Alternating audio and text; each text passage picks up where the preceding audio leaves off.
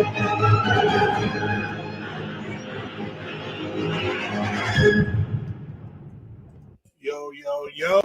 what it do? Welcome to another Tuesday night. Stay tuned live. We in the building, y'all.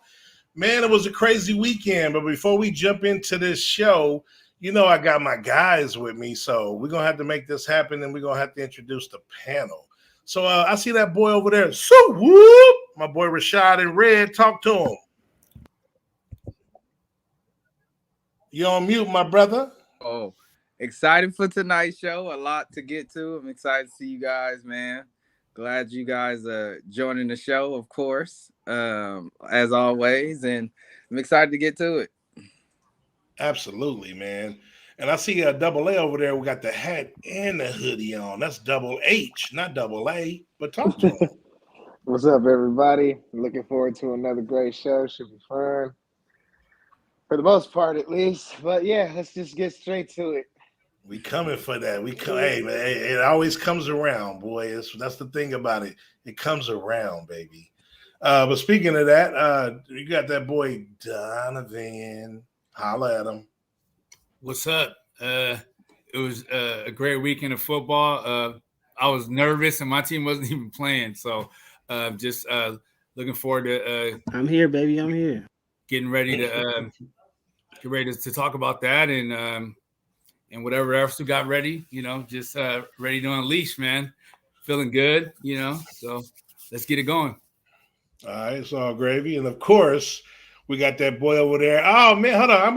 After this, I'm going to have to go watch Finding Nemo because we found Josh, the CEO. Talk to him, baby. Man, y'all going to chill out acting like I was gone. You know what I'm saying? He said something different. I love it. Y'all going to chill out with all that, but y'all know what time it is, man. It's my guy right there. All right. So anyway, let's get it. Let's go ahead and before we jump into that and, and get on these boys, we got a couple things that came to our attention. And, we always well-rounded. So let's start it off before we get into the playoffs. Right here, we got Karl-Anthony Towns. Basically, this is his quote.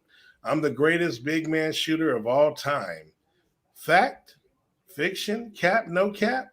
Rashad started off. So, whoop! Cap is fuck. Yeah, that's cap, man. I can't. Facts. I can't agree with that, man. And on top of that, his career is not even done yet. He's still young, and he still got a lot to do in this league. But yeah, that's cap. I disagree. Okay. Do you got an opinion of who is the greatest big man shooter? Big man shooter. I'm gonna raise you, Kevin Garnett. Well, he's not a 6 man because if that's the case, I'm going Dirk Nowitzki. Let's go center. Let's go center. Right, but KG did play center. But he was a power. He's recognized as a power forward. Give me a true center. Give me a true center. A true center. I'm gonna still take. I'm gonna still take either Kareem or Olajuwon over him.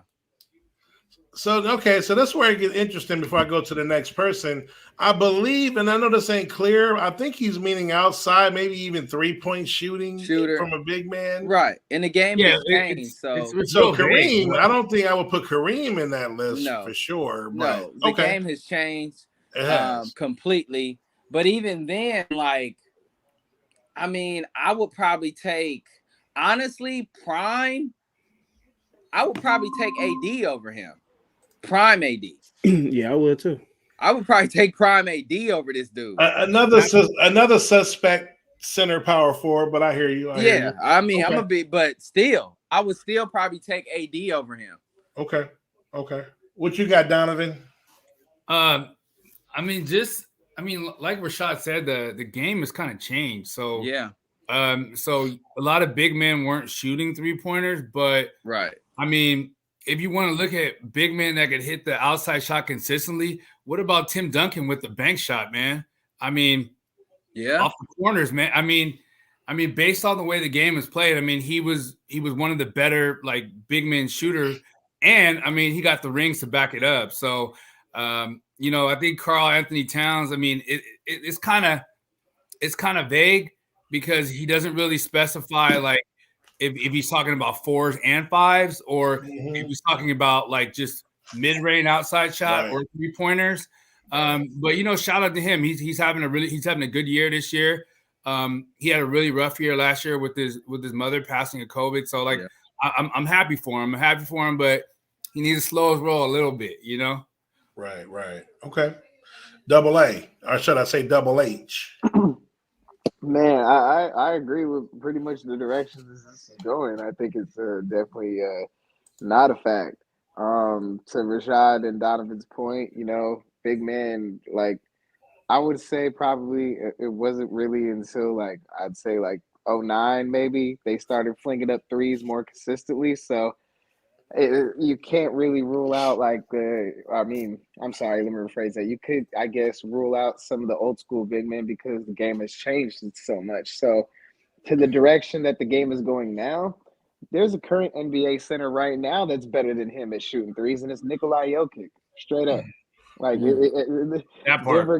Denver got the best big man shooter right now in the NBA. Yeah. To this day, so like Cat, unless if Jokic falls off, I don't know. And then even then, I feel like Joel Embiid is better than him. Yeah, facts. So he's maybe not even first amongst his current big men that's playing against him. So he needs to take a look in the mirror before he keeps talking. Maybe he should pass the mic to D'Angelo Russell or something. I don't know. You don't want to do that. He's gonna drop the mic and spill all your beans, man. You don't do that. All right, Josh, what you think, man? Man, I think you said it. Was Dirk. So to me, it's Dirk automatically, man. And when you think of big man, because like he just said big man. To me, Dirk is considered a big man. He's over 7 foot. A prime AD. Yeah. I mean, I don't know if you consider KD a big man because he almost, you know what I'm saying? He got some height on him, but he don't play no center though. But height-wise, he up there. But this probably the best year he's played. But nah, he's definitely ain't the greatest. So. Right. So for me, some of y'all young heads ain't seen this guy. And again, since it's not clarified, I kind of think he means threes or outside, but the center that had the most patented jump shot, not necessarily a 3-pointer, was my boy Patrick Ewing in New York. Mm-hmm. That Jimmy 20 feet and in was money. So, and he's a legit center. I'm gonna keep it as a legit center because obviously if we're throwing 4-man in there, Dirk is the easy answer, like no question. But if we're going center and it's just a jump shot, it doesn't have to be a 3-pointer. I'm going Pat Ewing, but for threes, I probably like what Adam said, Embiid Joker type situation. So we'll kind of, leave it at that. All right, so moving on, still sticking with the NBA. Who wins in a 7-game series? This is a Laker tradition. So, a couple of y'all excited. Still talking about these damn Lakers. But we got the 2014, which was I guess the theme here is old superstars, I guess, in a sense, stacking the deck. So 2004 versus the 2022, right. You got GP on the pitcher. Well, who's pitchered is GP, Karl Malone, Kobe, Shaq versus Carmelo, Russell Brickbook, LeBron, and Anthony Davis. So this is your team, Rashad.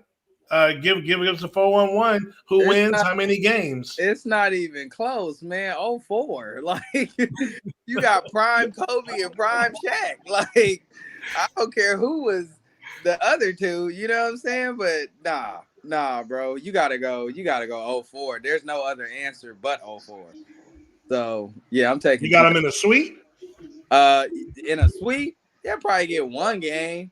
But even then, nah. I'm taking 0-4. Okay. So Donovan, that's your boys. Come on, man.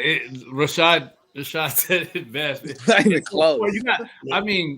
You got Kobe in his prime. Kobe was only in his like fifth or sixth. Well, no, he came in with 98. Yeah, 90, 97, like 97. No, 96. 96. Yeah, I mean, he was just beginning his prime. Exactly. Look at the jersey number. He's wearing number 8, bro. Come on, he's a beast right there, bro. So yeah, definitely, it's the 2004. And then even if you think about it, it's like if you play that series, would AD even really be there? He'd probably be injured. Yeah, So, right.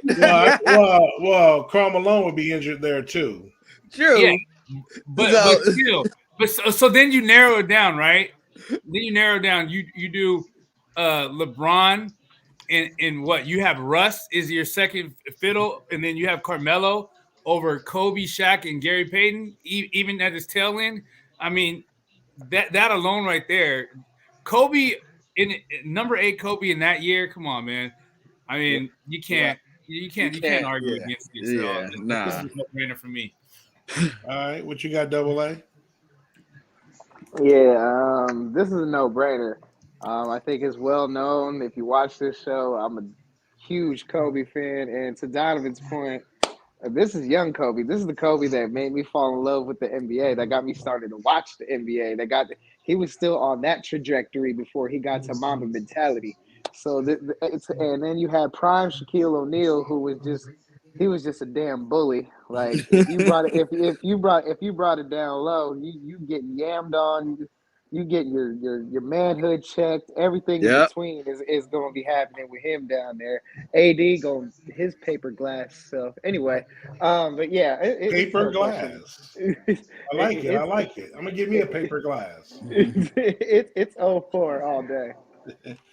All right, what you got, Josh? Are we the same tune, or what you talking about?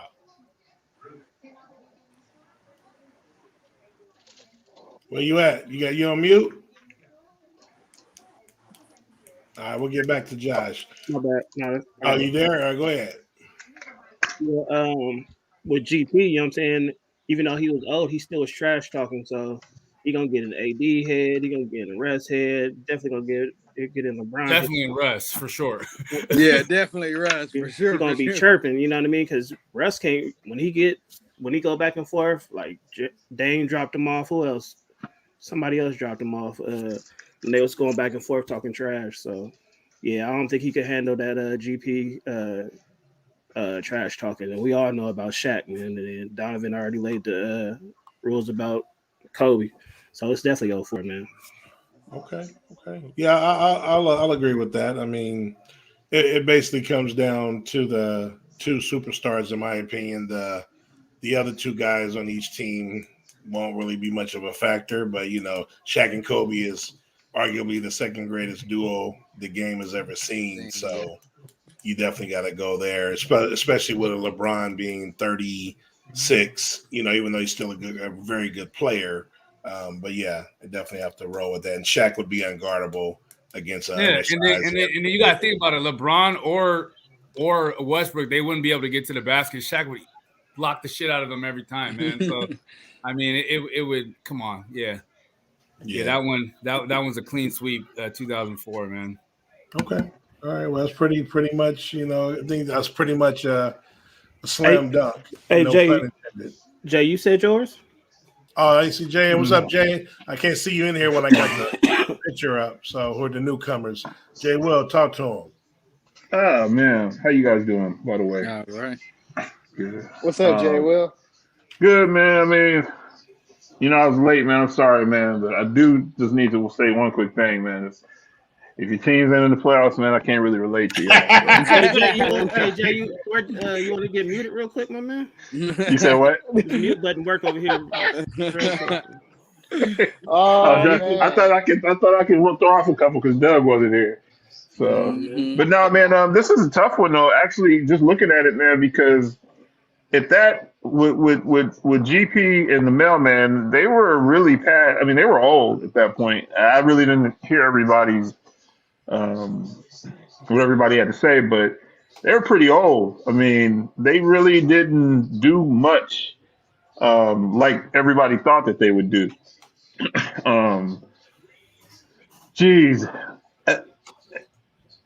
With both teams being healthy, I don't know. I guess I would probably go with Shaq and Kobe, but I'm gonna be a little messy though. Didn't Mailman wasn't he like flirting with Kobe's wife or something? That's what kind of He busted that tried up to or get in something. those cheeks. He tried to get in those cheeks. Yeah. I'm just kind of remembering, but yeah, I'd probably go with Kobe and Shaq because they probably be able to dominate. But if everybody was healthy, with street clothes and Westbrook, if everybody was healthy, I think it would be a good run though. I don't think it would be a sweep though. But it'd be a good series though. Okay. All right. Well, hey. Boys. Yeah, exactly. So, okay. Well, like that was a clean sweep or a slam dunk, no pun intended. But let's get to what we came to get to. Just in time, Jay Will showed up. See if people can relate or not. But we have the NFL playoffs. So let's kick it off with Jay. Talk to us about the weekend. What stood out for you. Give me your forecast going forward. Well, before we do predictions, let's just talk about the weekend and tell me what stood out for you and surprises. Oh man, it's a hell of a weekend. You know what I mean? Like probably one of the best playoff weekends that I have seen in a long time. As far as all 4 games was entertaining. Yeah, I mean, you got 2 number ones, gone. I mean, it was a great weekend. My boys pulled it off. It was ugly, but I take it. You know what I mean? Like what the Raiders always say, just win, baby, right? So I'm gonna take it. What? You use a Raider reference? What's up, man? I just, you know what I'm saying? Just win, baby. Hey, Niner Nation, baby. Niner Nation. Just win, baby. You know what I'm saying? Like, but that Sunday fans out here, Jay. Out here in the Bay State was Niner Nation. Ain't no damn Niner Nation. Stop that. Yeah. Right. Yeah. All right. But the Sunday night game was amazing though. That was probably that was just I was telling the guys it's one of those games where you hate to see somebody lose. You know what I mean? Because both teams are playing so good. Right. So, but all good though. I definitely want to see somebody lose, but I do know what you mean in general. Yeah. When both teams are playing like that, it's like okay, you know what I mean? Like that was hard. Right. It was a great game. Go ahead, Donovan. From the Raider Empire, let's go. Talk to him. Yeah. I'm gonna. I'll talk about all the games, but. We only got like 6 people on the panel, so I can go a little longer. I'm usually not that long-winded, but I will be for this. But yeah. So I guess my thing, the best game. I'll start with the best game, and the Chiefs and the Bills. That game. I mean, like I said before, I was nervous, and my team wasn't even in it. But I made a post earlier about just the quarterback playing that. It was immaculate, and like you said, Czar, you don't want any team to lose, but it would have been nice if the other quarterback got the ball. But I guess the rules are the rules, and I guess I'll have time to tap into that a little bit later about that rule in the overtime, which was stupid. But or never mind, I'll address it right now. It doesn't make sense to me, right? So if you think about it, it's like in the overtime rules. Like you're gonna change everything. You're gonna up the minutes from 15. It's normally 10. Number one, and then number 2, there has to be a winner. So why would you not let the other team get the ball? If you go to any other sport, you either play the allotted time, or you give the offense an opportunity to score. So it doesn't make sense how all that panned out. I don't really agree with it because it kind of. It was like whoever had the ball last was going to win, and it just seemed like it just wasn't fair. But at the end of the day, the rules are the rules. They kind of let them back in that with those 13 seconds playing a stupid prevent defense, which I think we're all pretty much agree that was dumb how they played that. But shout out to Patrick Mahomes and Josh Allen. Josh Allen, Ace, he said, Ace Will Lombard, I'll give him a shout out. He's been talking about Allen for a long time. He's a Buffalo Bills fan. I thought it was a little homerism, but Josh Allen really like sold me on this game. Just his overall will to keep this team in it, running around the pocket, you know. And then shout out to Gabe Davis too. 4 touchdowns, you can't like that. That was an awesome game by him. I don't think nobody saw that coming from Gabe. Yeah. So the next game I'll touch on is that Bengals, and I'm gonna shout out Dennis Holmes in a bad way because he thought Tannehill was the answer, and we kept telling him all year that they would lose because of Tannehill, and sure enough, they lost because of Tannehill. But one thing I'll take about it is Burrow, man. He's got to you can't take that many sacks. I mean, because he's going to be in the same situation that he was when he tore his ACL. You got to be able to escape and avoid some of those sacks because that's just a brutal beatdown. And then playing the next week against a team that's going to be even more hungry.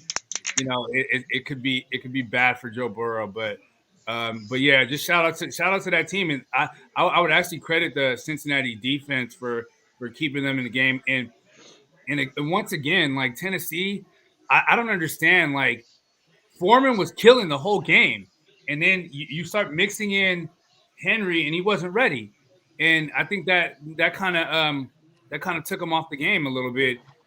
But shout out to Cincinnati for winning that one. The Rams.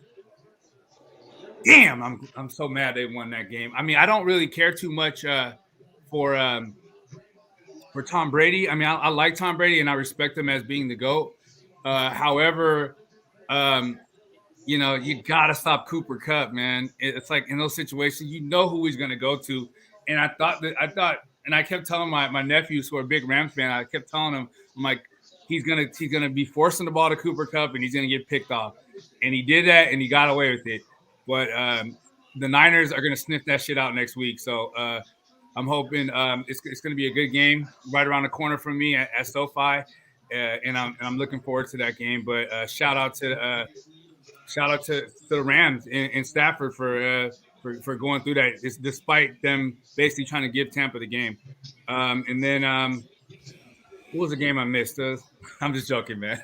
Yeah, you know what game you missed.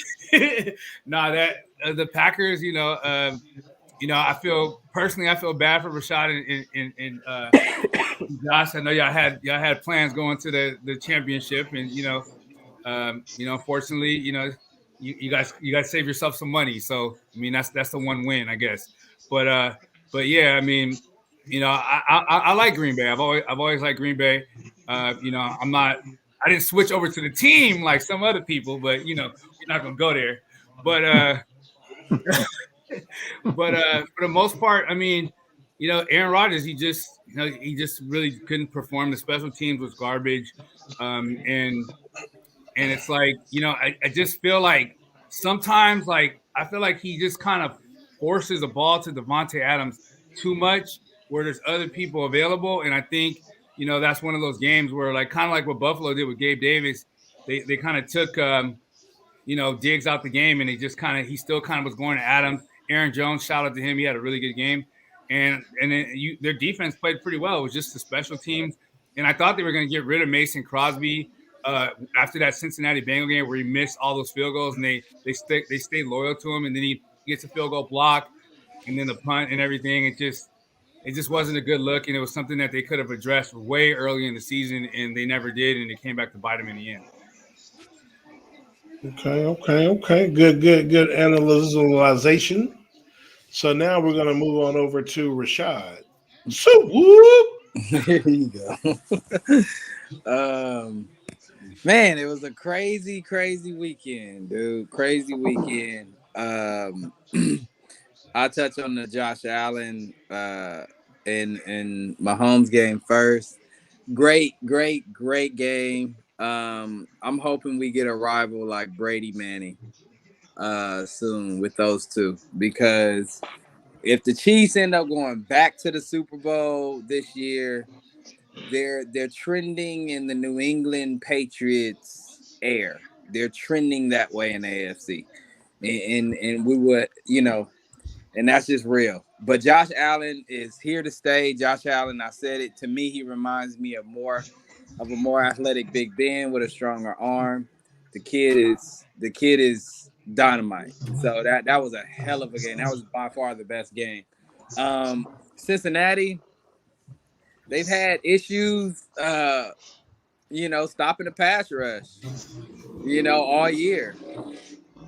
And we see it. You know what I'm saying? So getting sacked 9 times, Joe gotta avoid some of those sacks, like Donovan mentioned. You gotta be able to throw the ball away. You gotta have better pocket presence to get the ball out so you can avoid 9 sacks. That's like Madden stuff. Like you can't give up 9 sacks, man. Come on. Now just like the offensive lineman didn't give a damn though. Exactly. Like that's like, crazy to me. Somebody was on the tape. Yeah, 9 sacks is nuts. But they pulled it out. The Titans choked just like Rodgers and the Packers choked. That's just real, man. And it was tough. You go 3 years in a row winning 13 games, back-to-back years, number 1 seed, back-to-back years you have a top 10 defense. Your defense last year got you 3 turnovers against Brady. You did nothing with them. This year, your defense held the Niners offense in the first half to negative yardage. That is nuts, bro. Negative yardage. That defense, the Packers defense, they didn't allow a touchdown all game. They didn't allow a touchdown. The Niners couldn't do anything. Like Jimmy G rolled out, and we all know, Niner fans know, Jimmy G's a bum. People know that. They know that. They know that. You're not winning with that guy. But hey, they doing what they gotta do. They trying to protect. Shanahan is trying to protect this dude as much as possible, just like he's been trying to do all year or last couple of years. And hey, they got a formula. They're winning. You gotta tip your hat off to them. But to only score 10 points against the Niners, come on, bruh. Rodgers has to take the full brunt of this. Yeah, the special teams were bad. They've been bad all year. That's no excuse. You gotta score more than 10 points. You're the league MVP. You gotta score more than 10 points when your defense doesn't give up a touchdown. Come on. So I go back to Rodgers is the greatest regular season quarterback of all time. That is it. It stops after that. He chokes in the playoffs. Outside of that, I truthfully think it's time to cut ties with Aaron, trade him, get picks, blow this thing up, rebuild, and move forward because he cannot get it done. And it's evident. So that was my thoughts of this weekend. Yeah. All right. Well said. Well said. You're not going to touch on the Tampa and Rams? I hate the Rams. So, at the end of the day, but they did what they had to do. I mean, Brady was under duress the entire game, but you got the Rams and the Niners now in the NFC Championship. That's going to be the turnover bowl. That's what it was the last time, turnover bowl. I think they both combined for like 6 turnovers. It was nuts the last time. So you're going to see that again this time. You're going to see Stafford throw like 2 or 3 picks, and you're going to see Jimmy G fumble and throw like 2 picks. That's just what it is. It's going to come down to a defensive game between those two. All right.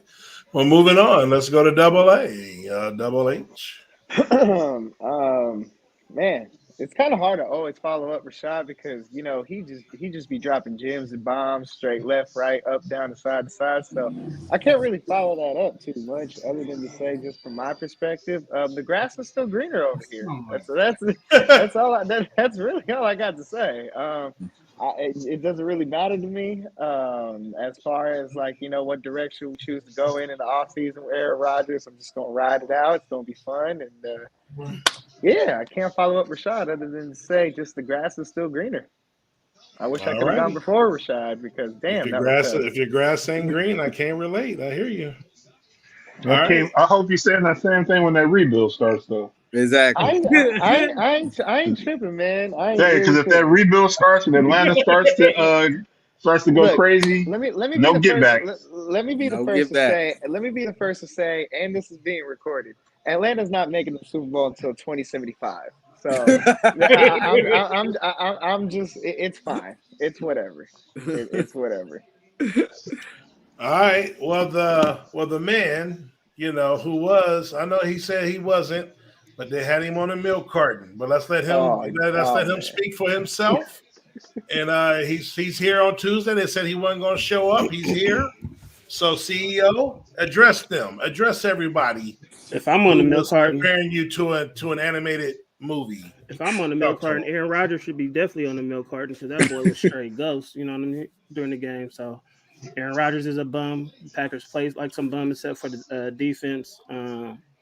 Rashad said it the most though. It's like we wasn't losing for 59 minutes and 59 seconds and we still lost the game. You know what I'm saying? Like how you not lose or be trailing the game for that long and just end up losing the game is unheard of to me, man. So like Rashad said, man, Aaron Rodgers is a great regular season quarterback. He do all this talking about the colder, the better, all that, you know what I'm saying? All that, you know what I'm saying? Talking and end up playing like a straight up bum, you know what I mean? Like, dude, get up out of here, man. I'm ready for Aaron Rodgers to go. If it's Jordan Love, bring it. Hey, I'm ready for Aaron Rodgers to get up out of here, man. I'm tired of being the number one seed and choking in the playoffs, man. Like all the games wasn't Aaron Rodgers' fault, like early in his career, but you're only good as your last game, man. He's a trash bum, you know what I mean? So get Aaron Rodgers up out of here, man. Hey, Josh, would you have rather had Kaepernick? Hell no, he didn't win that game. No, I'm saying in that game, would you rather had him though? Hell no. For that running in the snow though. I mean, anybody but Rodgers at this point. I mean, I'm messing with Josh. If anything, like, I mean, y'all have proven you can get to a Super Bowl a different way. We all know. Of course.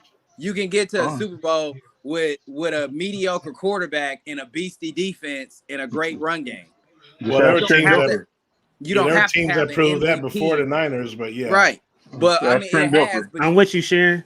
But you don't have to have an MVP regular season quarterback that chokes in the playoffs at your disposal. You don't have to have that. Has the MVP of the season ever won the Super Bowl? I think the last person to do it was Kurt Warner with the Rams. Didn't Mahomes win MVP the year he won it? No, they didn't win it. They lost Lamar Jackson did. Oh yeah. You're right. Yeah, they. I thought maybe Brady might have, but maybe not. No, that the last person to do it was Kurt Warner. 99, 2000, huh? Yeah, he's the last person to do it. That's a good one. That's a good trivia question. The NFC West owns Aaron Rodgers in the playoffs, the NFC Championship game. That's all he lose to, man. You know what I mean? Like he always lose to an NFC West team. Man. And if you remember what I said last week, I didn't say anything about us owning them. I just wanted payback from week 3. That's all I wanted because we really shouldn't have lost that game. I think what was that 17 seconds? Yeah, y'all should have lost that game. I'm saying like it was a good game. We were controlling the game. I mean, we shouldn't have lost that. What happened to you guys there? It happened to Green Bay when it counted more. Right. Yeah, y'all won. Yeah, I'd rather won the game y'all won than won the game in the season. You're right. Exactly. But I just wanted payback from week 3 because I didn't. That left a sour taste in my mouth. It was a good game. You know, me and Rashad, we talked about it. It was a great game. Not for me. It just left him way too much time. You know what I mean? And we went into a prevent defense, which Devontae Adams just ate us alive. When we put back in Josh Norman, I was like, it's over. Like I'm like it's over because I was just like it's like when they said Josh Norman was coming into the game, man, I almost flung my remote across the room. I was like, there's just no way. Oh, it's a way with Aaron Rodgers, especially in the playoffs. Right, because you had Alan Lazard, you had the guard. These dudes was wide naked open. Wide naked open. Okay. Butt cheeks spread open. You talking genitals hanging? Yes. Hanging, man. Hanging. This bum wanted young to Devontae. Stay tuned after dark, baby. And you still throw it to Devontae in double coverage. Right. And if you throw it to Lazard on that last series, Lazard hits his head on the goalpost. He's wide open. Nobody's around. He's wide open. And you know what? Rashad, I'm gonna be honest. I could have lived with Lazard making it. You know what I'm saying? Like in week 3, I was like, why didn't you have Devontae Adams just triple team? Because I mean, it was like they was just out there playing catch. I'm Right. like, I just couldn't believe that the Niners fell into that prevent defense and literally, you know where the ball is going. So now they double teamed him. Finally, And he I still mean, throw it to him though. Like, man. but you know what? I would you would really honestly against our corners would have thought that Devontae Adams would have still made that. But I think it was weather driven too. I think if it had been if it might have been in Santa Clara, he might have burned them 2 corners over there. I don't want to hear none of that, man. We were supposed to do better than what put up. He put us in position only to put up 10 points, man. We should have did more than that. I can't get with that because he lives in the stuff. You're acclimated to it. I mean, to me, it's we and Josh, we talk about it. It's Tay vision. When you zero in on a receiver, you've been using all your. Here's the crazy part: you use all your receivers throughout the entire year. The entire year, you play within the offense, you play within the scheme. The entire year, you get to the playoffs and you choose to play backyard football and result back to bad mechanics, dropping your eyes under pressure, just zeroing in on one receiver, playing backyard hero football, and you choose to do that in the most important game of your career. Because after all the BS you did this past offseason, after what you did to the franchise, dragging this franchise into the mud, you get to this last game and you only put up 10 points. So it makes me think. So ultimately, it makes me think that you don't really give a fuck about team success. You care about what Aaron Rodgers does in the regular season. And you care about winning MVPs and putting up these gaudy numbers that don't mean anything come playoff time. They mean absolutely nothing. Is he still the MVP? Playoffs have nothing to do with the MVP. By far, of course it doesn't. But to me, they should decide it come playoff time. I don't give a damn what nobody says. No, see, we've had that discussion as a whole. Then what about Finals MVP then in sports and stuff like that? I get the Finals MVP because that's the championship game. I'm talking about regular season MVP. And to me, you can have all the MVPs in the regular season all you want. When it comes, what happened was back in, I forgot what year that was. I think it was 2007 when Dirk Nowitzki won. They were the number 1 seed, and they played the Warriors with Baron Davis as the 8th seed, and they got beat. And they announced, so it was a regular season award. They announced it on TV, and when he came up to the panel to accept it, he looked so out of it because they announced it after that series, even though it had nothing to do with that series. But it was like he knew he felt like he didn't deserve it. Because of the timing. Right. But the regular season, he was phenomenal. They were the number 1 seed. So like Aaron Rodgers. But that don't mess up Green Bay legacy. You know what I'm saying? That messes up Aaron Rodgers' legacy. He's gonna be known as a choker in the playoffs. I mean, he got our jersey on though, but forget him. You know what I'm saying? Like he's straight bum. So they want the regular season to mean something as well. Obviously, you got to fight and jockey for position to get into the playoffs. So they don't want to just make every award a postseason award. Then the regular season would just be kind of diminished. I totally understand that, Zar. I totally understand what you're saying. I just think when you talking about being clutch, we remember playoffs. We remember moments in the playoffs, especially in Green Bay. As sports fans, when we talking about, but certain franchises, it's Super Bowl or bust with us. You know what I mean? Yep. You know what I'm saying? When we're talking about Kobe, we're talking about Bron, we're talking about Jordan, we're talking about Olajuwon, Ewing, as great as he was, Ewing don't got no chips, bro. That's why he ran into the chip holder. Yeah, that's why he don't get no respect. And I get that, but that's what you remembered as. Right. At the end of the day, bro, if you're not winning, especially when you're playing for iconic franchises like Dallas, like the Niners, like like Green Bay, like the Pittsburgh Steelers, yeah. like bro, it's a standard. We don't give a damn about the regular season. It's a standard you got to uphold when you play for these iconic franchises because they're built on winning championships. We don't hang division banners in Green Bay. We don't give a damn about no damn division. We hang Super Bowls, bro. Just like Dallas, just like Frisco. Y'all don't hang division banners. Y'all don't jump for that. Right. That's for Cincinnati. That's for the Vikings and all these other franchises to do. Chicago Bears, you know what I'm saying? Like it's a standard you gotta uphold. So when you get to the playoffs as especially Rodgers is looked at as one of the greatest talents ever. The greatest talent ever, probably at that position. And for you to get to the playoffs and don't even show up, bro. Right, it's how you lose, man. Yeah, it's like, dude, you going out like that? That's your last game in Green Bay? I bet. Trade your ass. Get up out of here. Get up out of here. You gotta go. Hey, how old is Aaron Rodgers? 39. 39. 37. I don't care. He's 39, bro. He's too old to be in Green Bay. Get him out of here. I think he was that old. I thought he was like 37. Hey, okay, so let me ask you guys this, right? And so I'm sorry, I didn't mean to interrupt, Czar, but go ahead. Let me ask you this. So my first question is, like, I almost think, do you guys feel like if the weather was better, Green Bay would have won? Because I felt like the weather, with it being the way it was, it kind of fit to what San Francisco's game plan was. Let me answer that first. So we were just talking about that when we're watching the game, because so obviously cold weather favors Green Bay. San Francisco is not a cold weather team.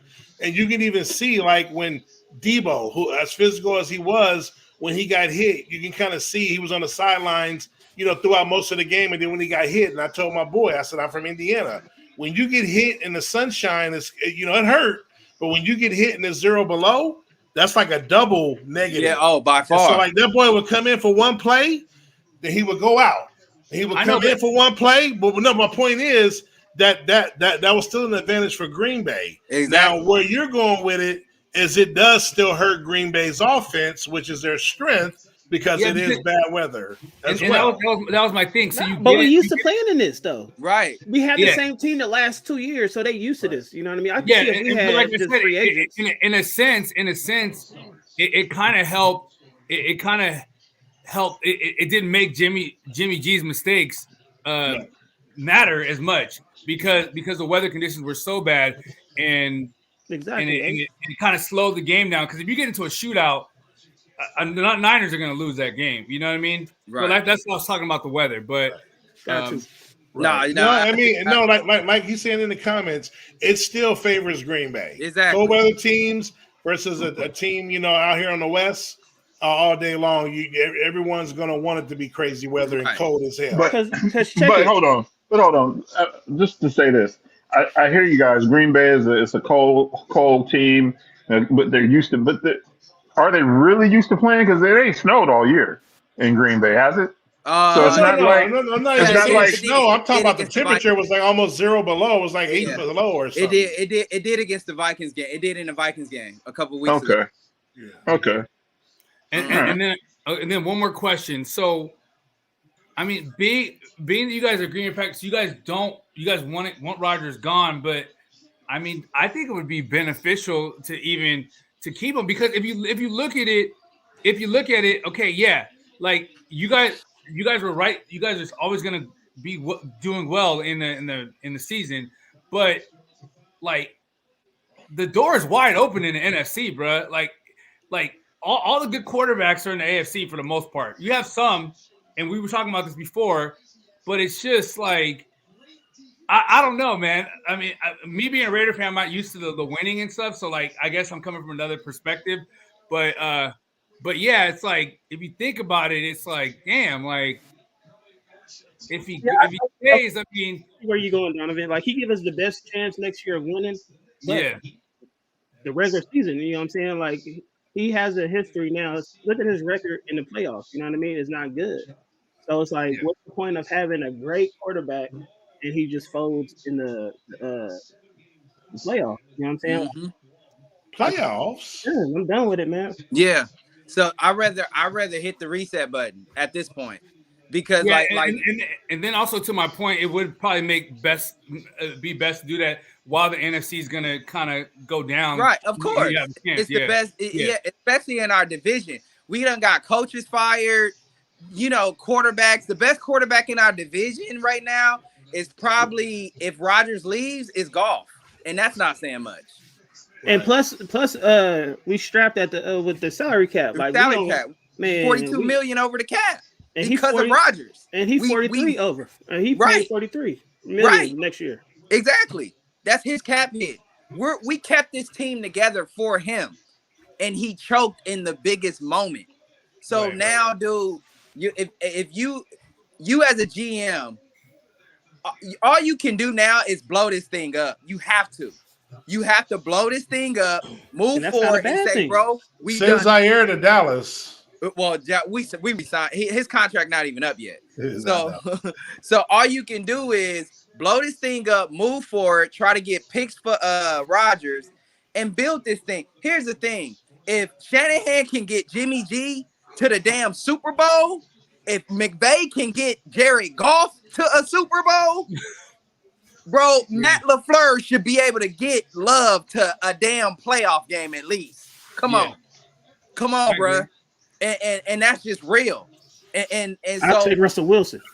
So to me, I'm just saying, blow this thing up, trade Rodgers, get whatever you can for him. Man, if they would have did that last year, what Denver offered them last year before the season, y'all would have been nice, man. Future.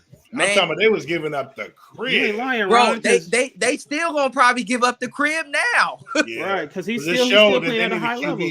But hey, like Ron said, LaFleur overrated. Like this is gonna fall on LaFleur head too, man. Yeah, that's why I keep laughing. I know y'all Packer fans and y'all be trashing McCarthy, but to me this looks like the same thing. But at least McCarthy did get a bowl out of it.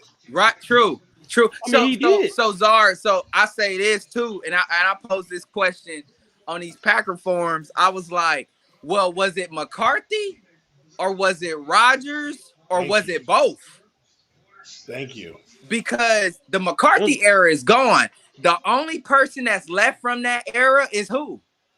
Aaron Rodgers. It's Aaron Rodgers. Wasn't Cobb there was too, right? But he really hadn't. True, but I mean, let's be real. The main corporate is there. Yeah, so Cobb is a shell of himself now. So I'm gonna put a bow on this thing. So at the end of the day, if Rodgers is still there, is it so much still LaFleur's fault?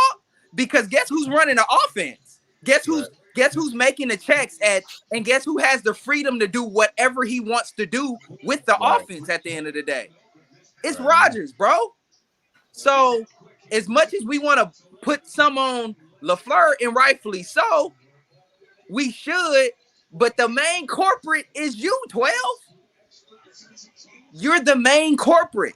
Real talk. You still can't get it done. So now that you can't get it done, and we know that now, because everybody used to blame it's the defense, it's this, it's that, but him. No, it's you, bro. So now that you can't get it done, let's move it's 90% forward. Aaron Rodgers. The last two seasons has been big time. 90% Aaron Rodgers. Let's trade you, move forward, and start this rebuild process, bro.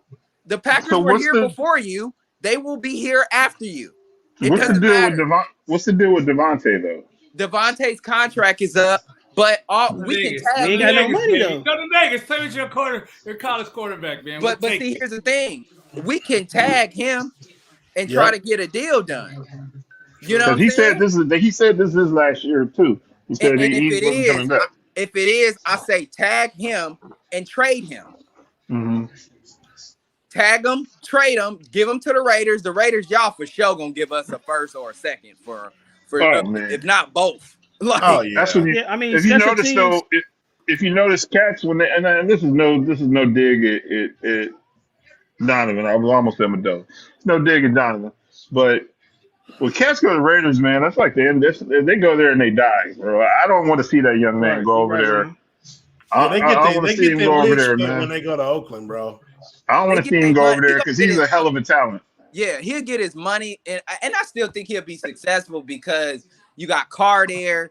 you like. You think Carr can get him the ball though? Like Rodgers? Hell, bro. But all you because gotta do Devontae is could get open. That's the man. thing. Now, Devontae can get open. Carr can throw the ball. He just don't always make the best decision. Exactly, but Devontae gonna get open, bro. That's the best route. I would say Carr's a a gunslinger. He's like Cutler to me. Right. He makes some bad decisions, but he can throw that football. He can throw that rock. So he gonna get Devontae the ball. So at the end of the day, I say cut bait with both of these dudes. You tag Devontae and you trade them for house money. Raiders gonna give it to you. They gonna give it to you. Some people saying that definitely if Devontae didn't even play. Some people saying if Devontae didn't even play, Aaron Rodgers would have played better. You know what I mean? I'm sure he would have. You know what I mean? I'm sure he would Well, have. that happens a lot. I mean, even just in Dallas, and when I hate it when we let Dez go, but I'm telling you, when you got, especially with a person like that you think you feel obligated that you have to get this man the ball, OBJ, whatever. And when he was gone, it's like, okay, now I can just play my game, read the defenses. When we got Amari Cooper, he's one of the most quiet dudes. He don't complain. You can just go through your reads. If he's open, I'm going to hit you. If not, I'm going to go here. I ain't going to just be forcing the ball to Dez Bryant because he's going to be crying on the sideline. Right. So sometimes addition by subtraction, that's the case. Hey, Ron, I think you're talking about Renfro. Yeah, that's the case. So to me, you trade both of these dudes for house money. And you get as many draft picks as possible because they're going to set you up. You know what I'm saying? Green Bay already has a solid offensive line. They got two backs that's legit. They got a legit defense. All you got to do is just keep building on that. That wins games. Yeah, and like we said before, like the NFC is not going to be as strong. No. So it's wide open. Yeah. So, hey, you got cut bait and keep it pushing. I'm ready for a new era. I'm done with Rodgers. I've been done with Rodgers since last year, honestly. Y'all know this. So after Saturday night, I'm done. Let's move forward. Let's use the Shanahan philosophy. If you can get Jimmy G to an NFC Championship game and to a Super Bowl, there's other ways to do it, bro. There's other ways to do it. So that's where I'm at with it. All right.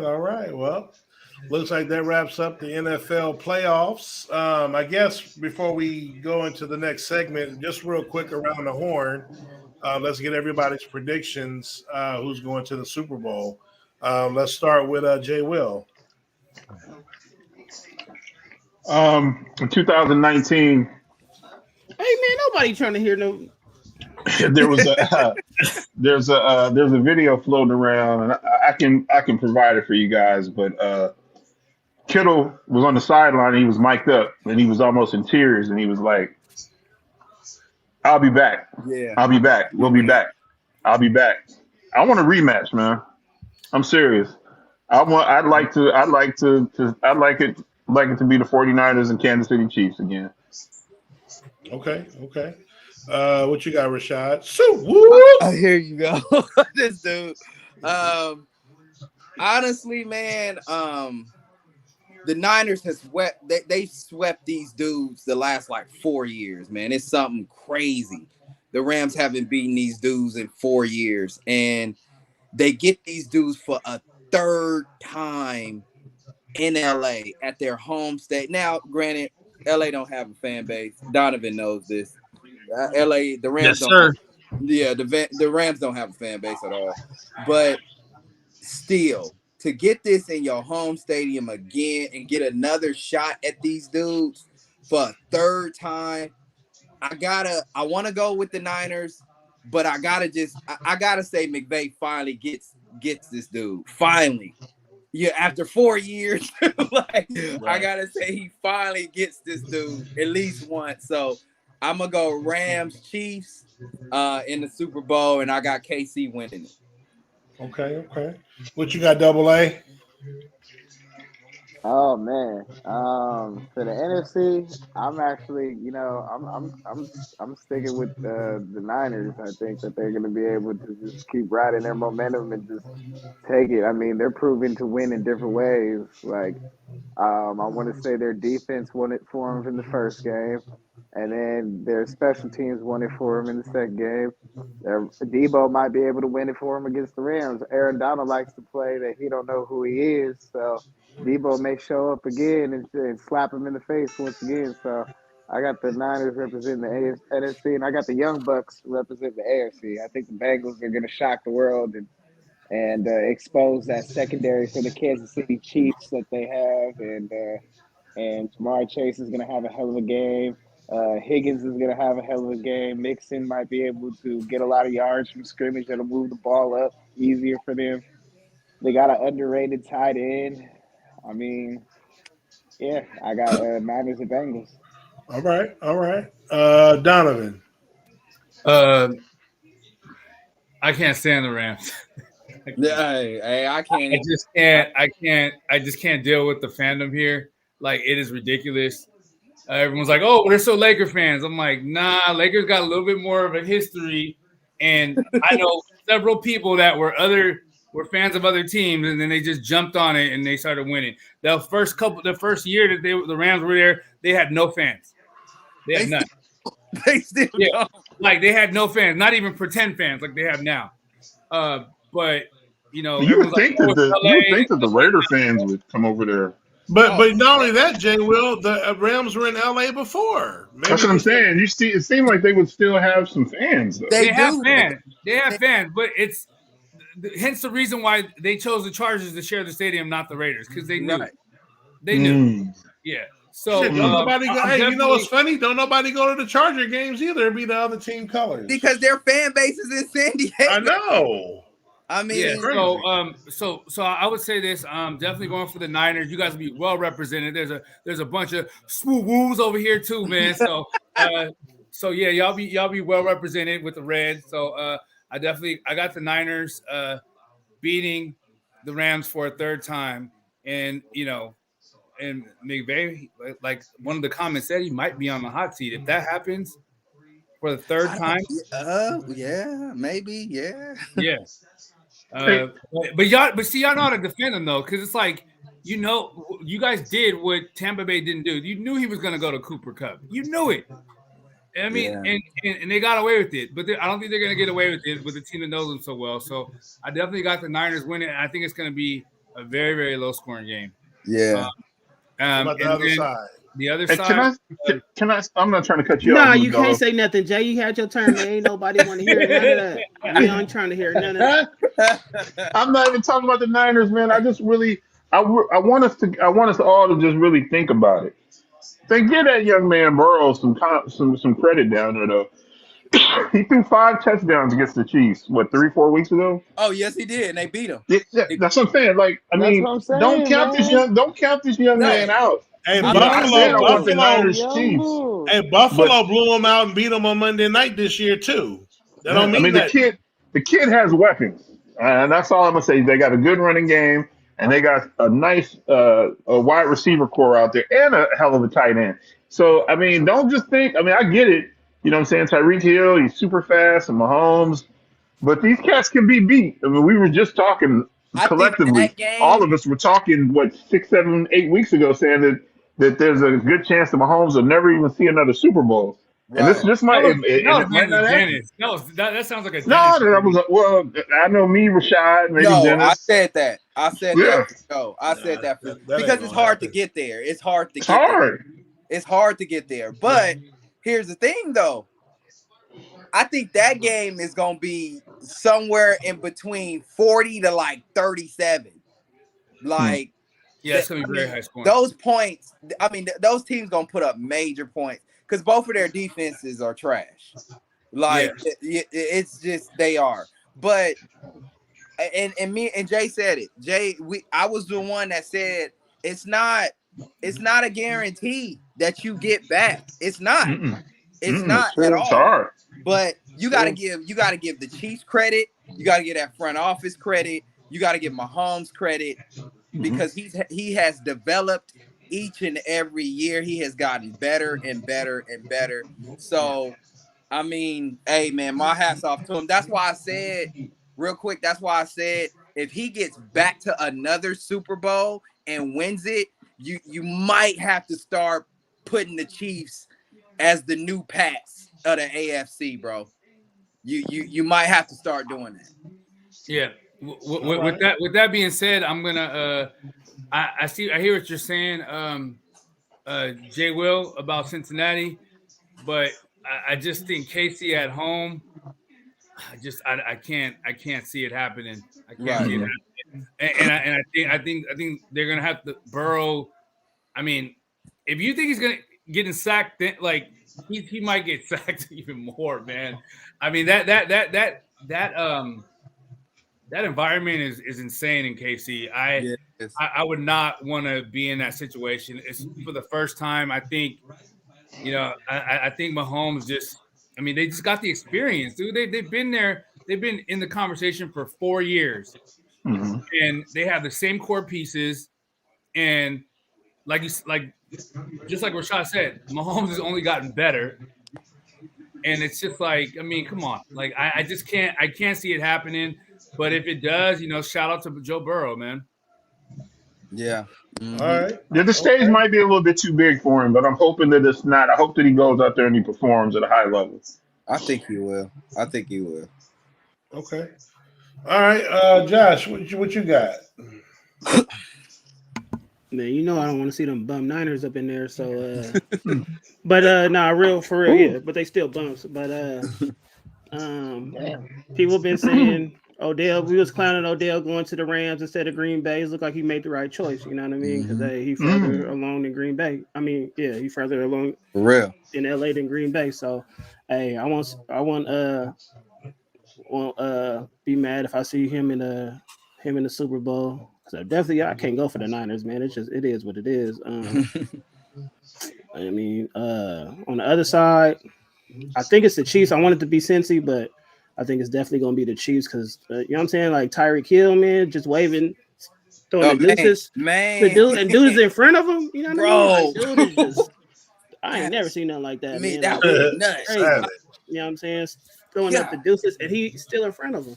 So, I mean, that offense is just crazy. You know what I'm saying? Either they on or they off. It really ain't no in between with them. So, that defense, if it hold up, because Jamar Chase that boy's nasty. You know what I'm saying? And they got Mixon in that run game. Joe Burrow, he coming. You know what I mean? So they can't. That defense still could get exposed though. But man, I got LA and I want LA and Cincinnati, but I think it's gonna be LA and what's the bum's name again? KC. Yeah, that play where he turned the corner and it was like still like 4 or 5 people around him and he chucked up the deuces. Bro, that's crazy. He said it should be unsportsmanlike conduct, man. It is what it is, man. And that's let the boys have fun and play. Mm-hmm. Well, so far I've called the AFC to a T. I don't know what the hell happened to the NFC. I didn't want to talk about it, but man. I definitely had Kansas City and Cincinnati before the playoffs. I had Bengals in the championship game, and I had the Chiefs going to the Super Bowl. And the NFC side, like I said, I messed that all up, so it's a new pick. But you already know I'm not rolling with the 49ers, so I'm rolling with the Rams. So I got, it's there's going to be I think this is going to be the first or second time a team has played at home in the Super Bowl. So now tell me this. Real quick, Rashad, but A said, I don't think Burrow is better than Josh Allen. I still think Josh Allen is better than right. Than Burrow. No, he's not better than Josh Allen. Burrow's only in his second season, by the way. Josh is in his fourth. Just the fact that we're talking about it lets you know how good Joe Burrow is. Yeah, Joe Burrow nice, but I would tell you this: if I had my choice right now, who to take going forward, I'm taking Burrow. That's just me. Okay. I'm taking Josh, but I'm taking Josh Allen, man. I respect. Now tell me this, y'all, because it's starting. I think, and Donovan mentioned this too not too long ago. That AFC quarterback tide is completely turned. So you about to start seeing all the elite QBs in that conference now, which we haven't seen that in quite some time, bro. In a long I don't think we've ever seen that in the AFC. I don't think we've ever seen that. Now tell me this, Czar, you're a diehard Dallas fan, Prescott, so forth, whatever. Looking at the NFC right now, man, if you look at the landscape of the NFC going forward, there's no, if Rodgers leaves or retires, there's really nobody in that conference that's elite at that position. Right.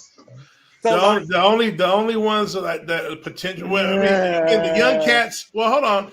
Well, the young cats, like your Fields and Lance, let's leave them to a side. They haven't even played yet, right?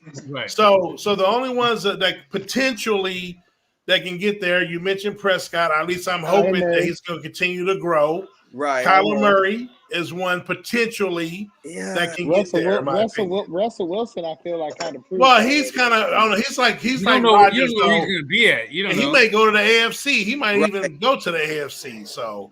But I'm talking about the younger cats that he's talking about. Those are the only two that I think potentially can get to elite is Kyler Murray and Prescott of the young guys.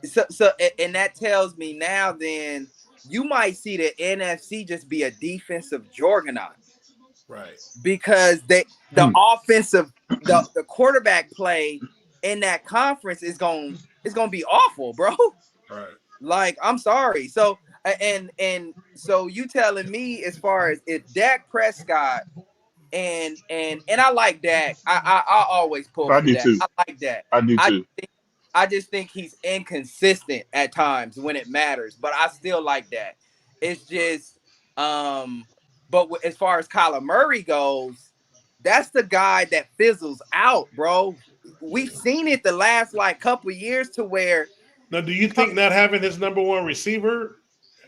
Bro, I'm just. That's no excuse though. It's no excuse though. Okay. I'm just gonna keep it real, man. He too little, bro. Yeah. He's the same size as Russell Wilson.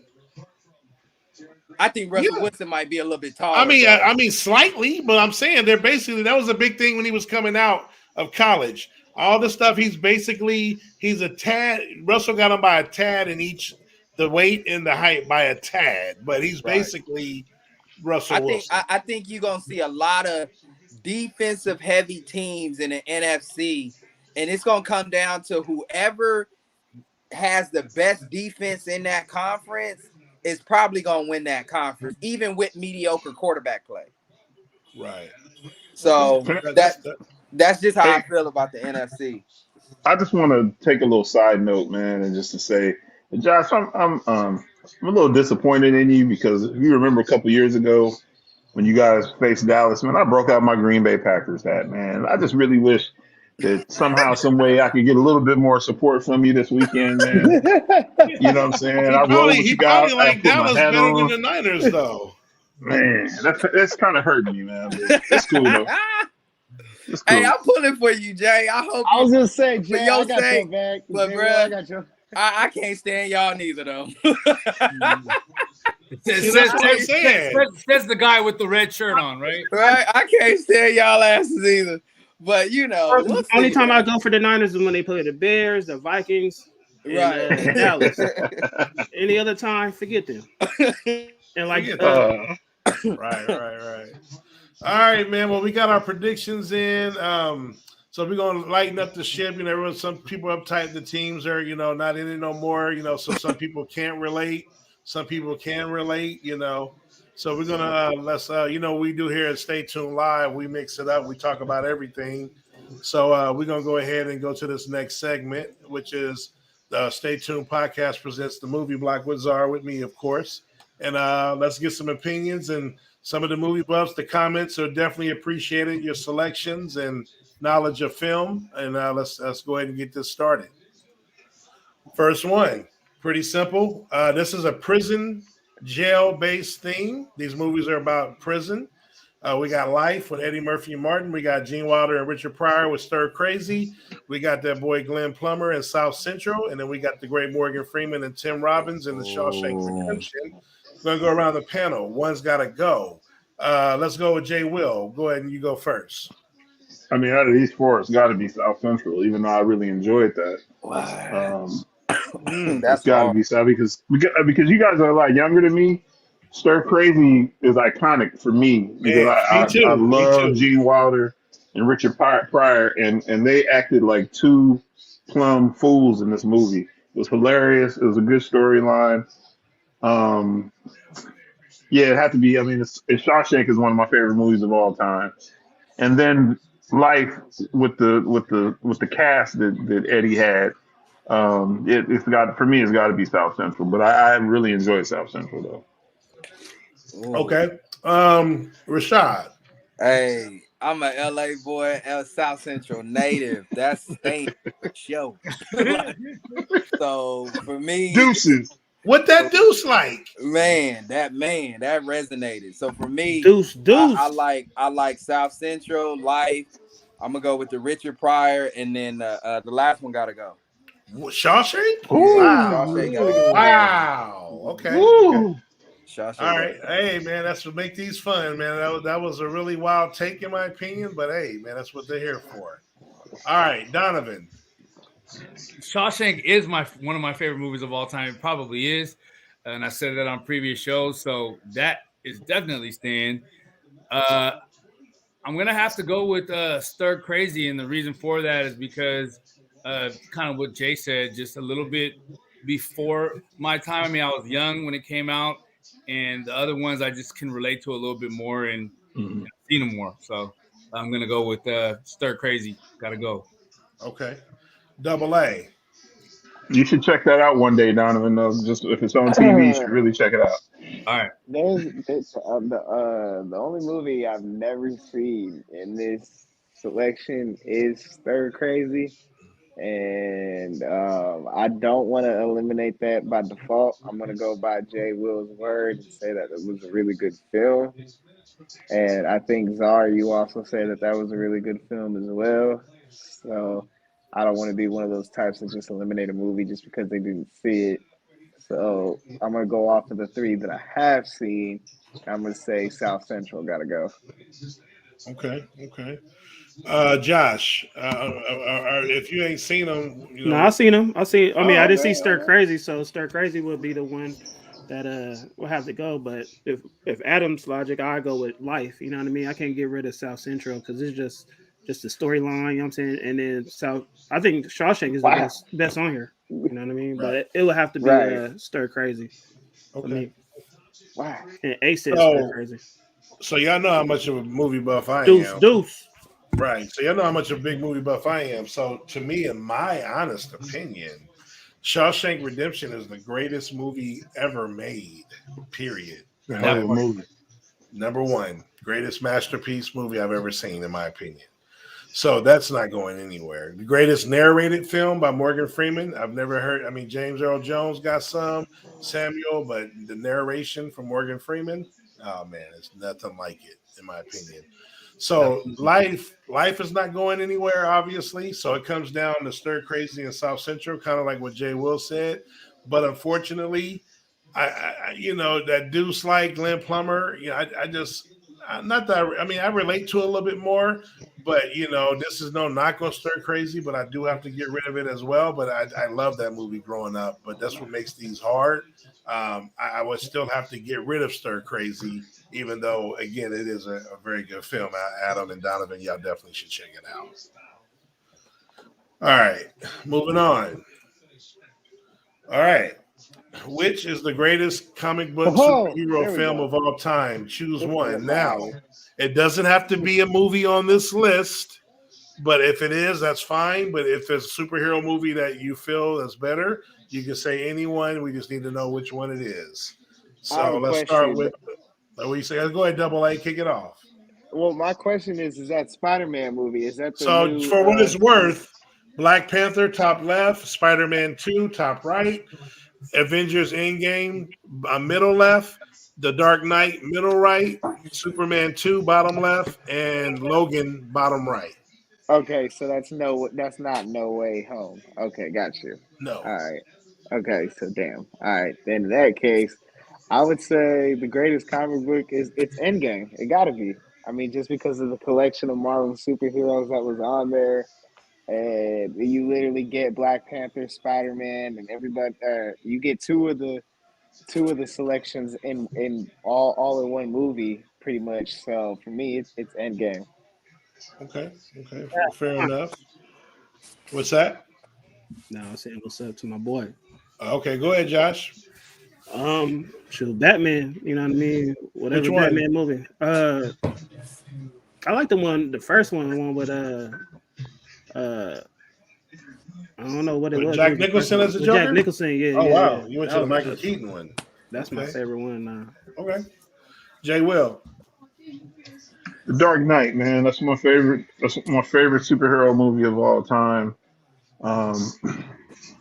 When it came out, I can't even remember the year, but when it came out, it was sold out everywhere. And I remember there were a handful of theaters that were showing it damn near for like 24 straight hours. Like it was just, and I ended up getting tickets to the 4 a.m.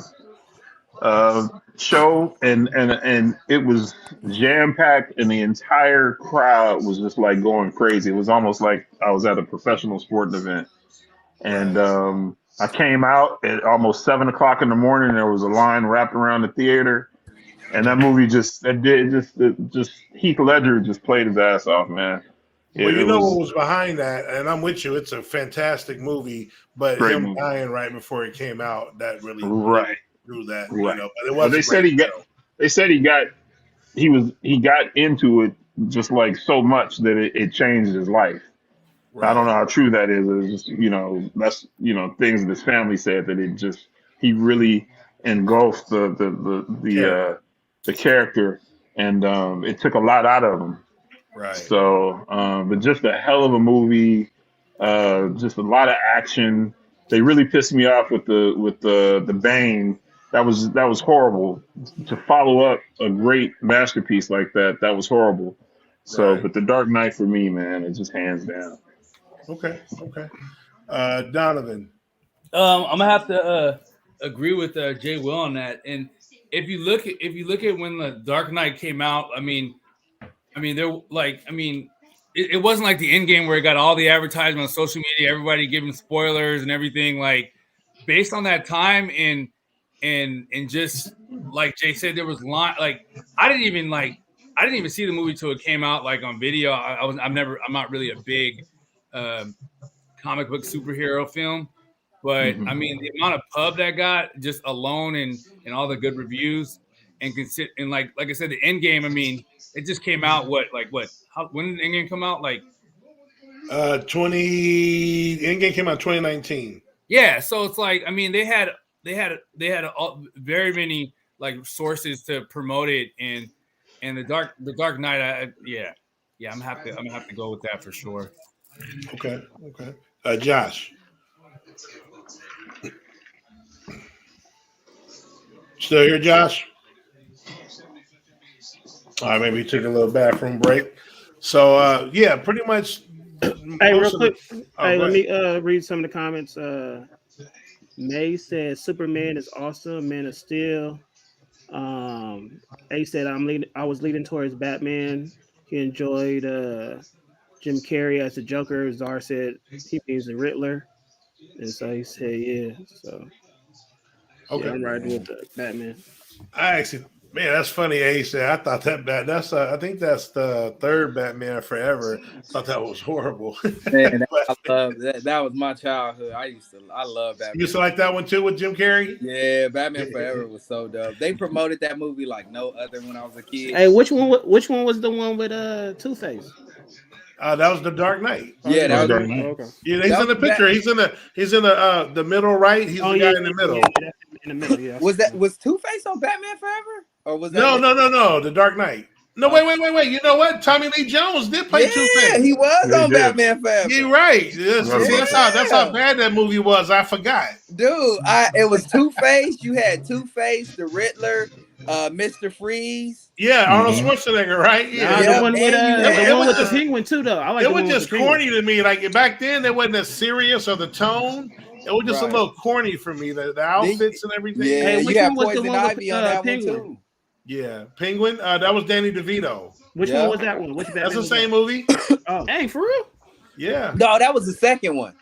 That was back. Oh yeah, that was with Catwoman. Right with Michelle Pfeiffer. Michelle Pfeiffer. Now Batman 2 was actually pretty cool. That was a good ass movie, Batman 2. Yeah, Batman 2 was so yeah. The worst one is Batman and Robin, where Chris O'Donnell was Robin. That one was terrible.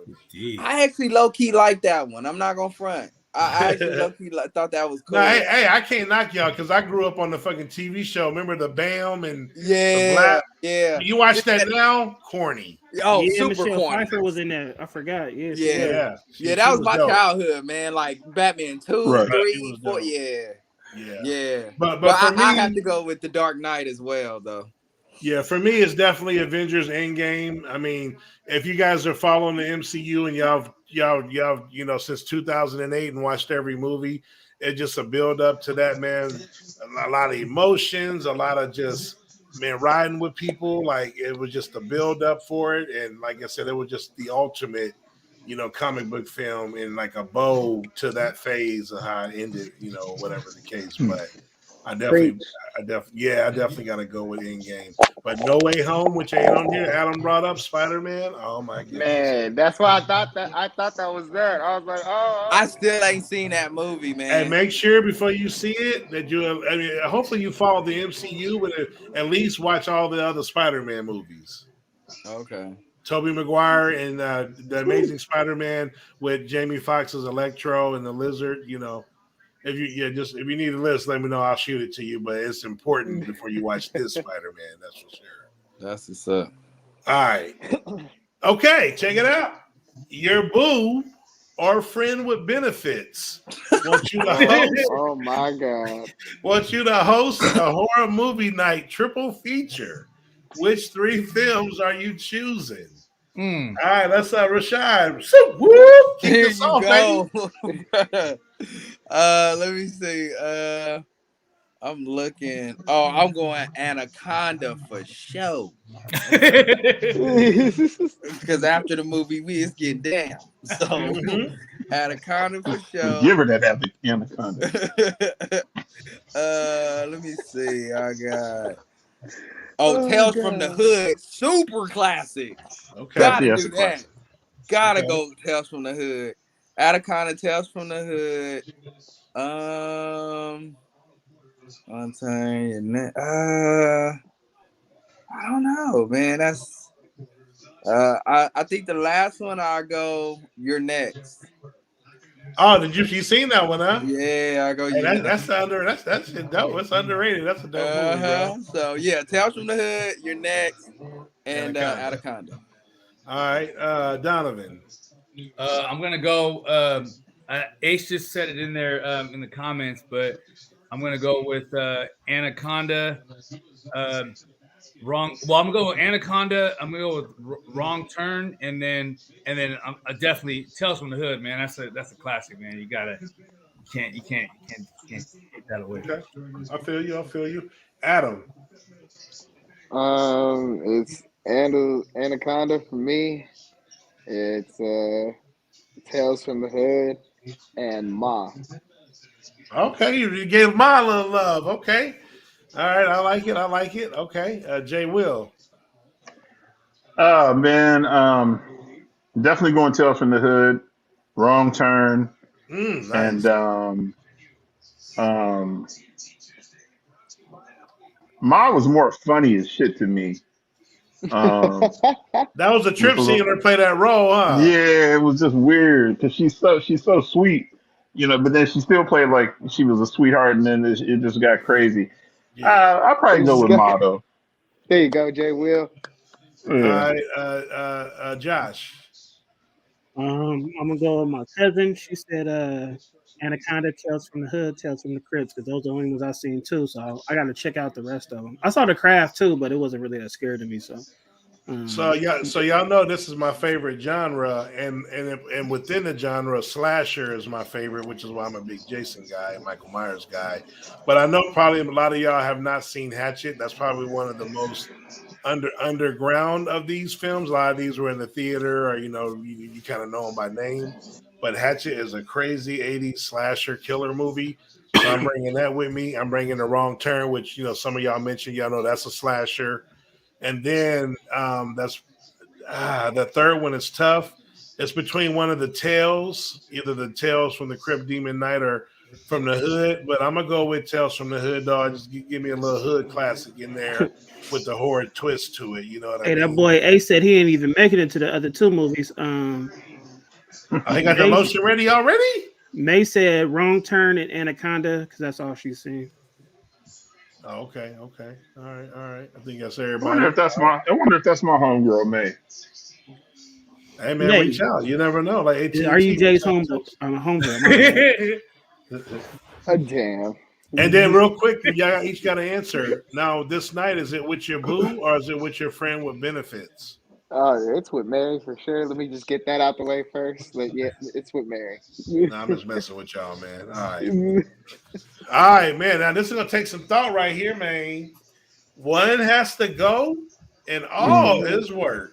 Come on, man. Come on. I'm making y'all you should have prefaced this before the show, man. Exactly. What's the fun in that? I need reaction. I'll go real quick. I get my go ahead. Dang, nah, never mind, because he did Boys in the Hood. You said that. You thought it was gonna be that easy, didn't you? Yeah, never mind. Hold on, you hear somebody? I got mine. Go ahead, Adam. For me, damn, even though this is tough, god damn, I'm going with Eddie. Woo! Yeah. Just terrible. Right, bye. Okay. All right. Let's go with Rashad. Rashad still with us? No, Rashad left. Okay, Donovan. All right, so I'm just gonna, since we talked about coin flips on here, hold on. Hey, Jay, this your girl? I don't know. Eddie Murphy, all the others are goats. I don't know. Hey, May, whoever you is, need to get. Never mind. Yeah, I don't know. Hey, I said Eddie Murphy got to go. What you got to go too after this. Yeah, so I'm gonna,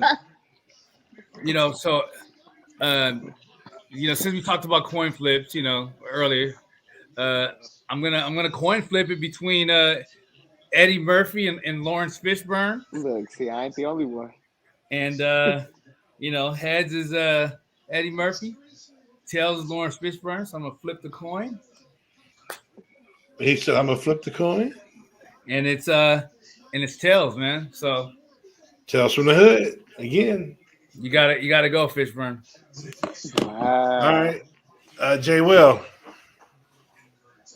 I really feel disrespectful even answering that.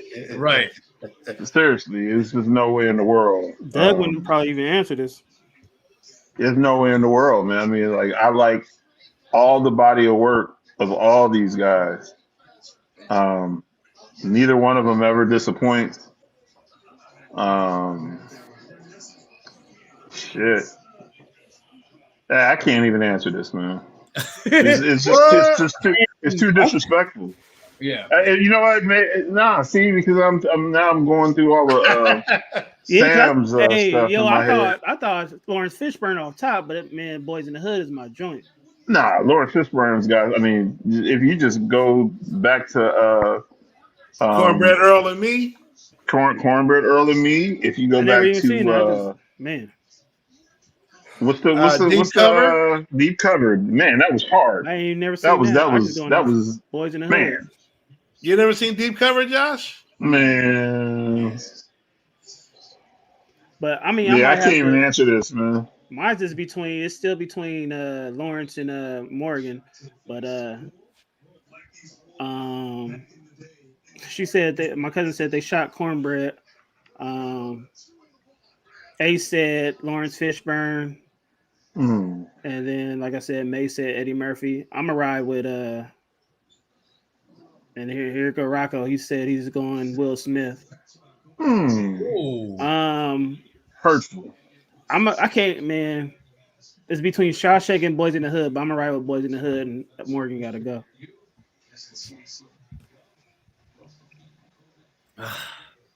Yeah, it's just you really just don't know. Yeah, you can't answer that type of stuff, man. Yeah, this is disrespectful. What happened to Czar? Mm-hmm. And then there were 3.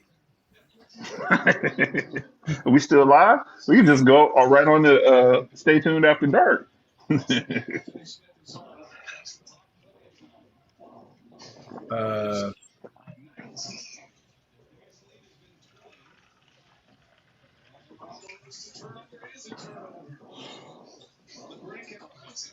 Good job.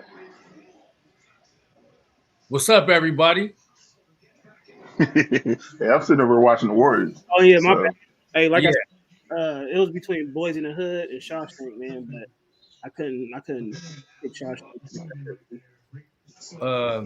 I mean, You Boys in the Hood. gotta check out Deep Cover though, man.